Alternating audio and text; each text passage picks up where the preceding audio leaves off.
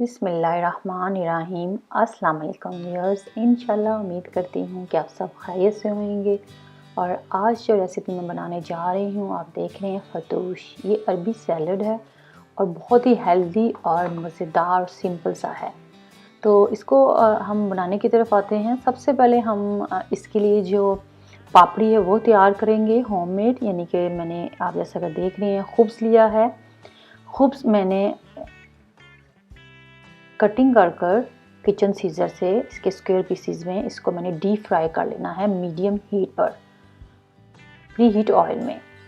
Simple अगर आपके पास रोटी है आप उसको भी फ्राई कर सकते हैं, या फिर आपके पास अगर बीटा ब्रेड है तो उसको आप मिडल से काट कर पतली हो जाएगी, यानी कि 2 पीसीज में आ जाएगी, उसको भी आप फ्राई कर सकते हैं। कोई बीटा ब्रेड मोटी होती है तो इसलिए आप उसको मिडल से काट कर उसके पीसीज कर लें ताकि वो थिन हो जाए। तो इसको मैंने डीप फ्राई कर साइड पे सेट कर देना है और ये ठंडी हो जाएगी तो हम फिर इसको एंड में गार्निशिंग में डालेंगे। ये मेरे पास छोटे साइज़ का खुद का पैकेट था, मैंने पूरा फ्राई कर लिया है। उसको फ्राई कर मैंने साइड पे अब रख दिया है। साथ ही अब हम यहाँ पे आप देख रहे हैं क्यूकम्बर मैंने 3 यहाँ पे जो खीरे हैं वो लिए हैं और इसको हमने मोटा मोटा पीसीज में काट लेना है। इसको हमने छोटे पीसीज में चॉप नहीं करना, जैसा कि आप देख रहे हैं इस तरह आपने इसको काट लेना है। और यहाँ पे जो आप देख रहे हैं ये जर्जीर है, इसको अगोला भी कहते हैं, अरगोला आई थिंक, क्योंकि ये मैंने गूगल में रिसर्च करके इसका नाम इंग्लिश में देखा कि इसको जर्जीर को अरगोला कहते हैं। तो ये मैंने एक बंच लिया था, इसको अच्छे से मैंने वेजी वॉश डालकर वॉश कर लिया है। उसकी डंडी हैं वो उतार ली हैं हमने और इसको कोई मैंने 3 से 4 पानी में वॉश किया। इसको पालक की तरह वॉश करना है क्योंकि इसमें बहुत ज़्यादा मिट्टी होती है और ये क्लीन हो जाए। ये पालक बिल्कुल नहीं है ना बेबी स्पिनिच है, इसका अपना एक जायका होता है जर्जीर का और यहाँ पे ये अवेलेबल होती है। अगर आपके पास नहीं अवेलेबल तो आप इसके अल्टरनेटिव में लेट्स भी यूज़ कर सकते हैं, लेकिन फतूश बनाने का जो टेस्ट है वो जो इसकी रेसिपी है उसमें जर्जीर ही इस्तेमाल होती है। और साथ ही आप देख लें मैंने यहाँ पे टमाटर लिए हैं, 2 टमाटर हैं यहाँ पे बड़े साइज़ के, इसको भी मैंने मोटा पीसीस में काट लेना है। और यहाँ पे मैं आपको बताती जाऊँ कि आप इसमें फ्रेश अनार अपने जायके के हिसाब से वो भी डाल सकते हैं। और यहाँ पे मैं प्याज का इस्तेमाल कर रही हूँ, मैंने मीडियम साइज़ की हाफ़ प्याज ली है, ये बस वाइट प्याज थी मैंने वो इस्तेमाल की है।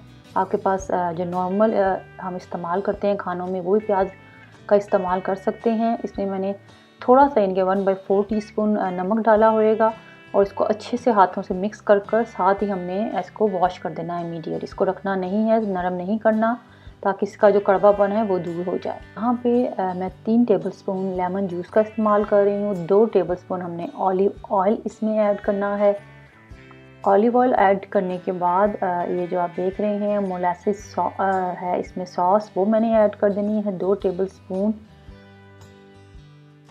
ये अनार की बनी अनार होता है उसका ये जो एक्सट्रैक्ट होता है उससे ही बनी होती है, थिक होती है मोलासिस सॉस और इसका फ्लेवर इसी से आता है। साथ ही मैंने अनियन डाल दिया है जो मैंने आपको बताया था जिसका तरीका वॉश करने का, वो मैंने ऐड कर दिया है। और यहाँ पे मुझे थोड़ी सी कम लगी मोलासिस सॉस तो मैंने थोड़ी सी और ऐड कर दी। और सुमैक यहाँ पे पाउडर वो मैंने इसमें डाल दिया है 1/2 टीस्पून। अच्छे से मिक्स किया है और ये हमारा रिफ़्रेशिंग मज़ेदार फतूश रेडी हो चुका है। आप कोई भी दावत वगैरह हो उसमें भी आप इसका इस्तेमाल कर सकते हैं। और हमने पापड़ी जो फ्राई की थी वो हमने सर्विंग टाइम पे ऊपर से रखनी है, हमने मिक्स बिल्कुल नहीं करनी वरना ये सॉगी हो जाती है, ये नरम पड़ जाती है। ये आप देख सकते हैं नीचे इसके फ्लेवर जूसेस आपको नज़र आ रहे हैं। जब भी आपने इसको सर्व करना है अच्छे से इसको मिक्स कर लें और फिर इसको खाएं। बहुत ही जायकेदार और मज़ेदार फतूश हमारा ये सैलड रेडी हो चुका है। आप ज़रूर ट्राई करें और इंशाल्लाह उम्मीद करती हूँ कि आपका ये मज़ेदार बनने वाला है। मुझे दुआओं में याद रखें, मेरे चैनल को इसी तरह सब्सक्राइब करते रहें, कमेंट दें, लाइक करें, फैमिली फ्रेंड्स में शेयर करें और आप सब अपना बहुत ख्याल रखें। Thanks for watching. अल्लाह हाफिज़।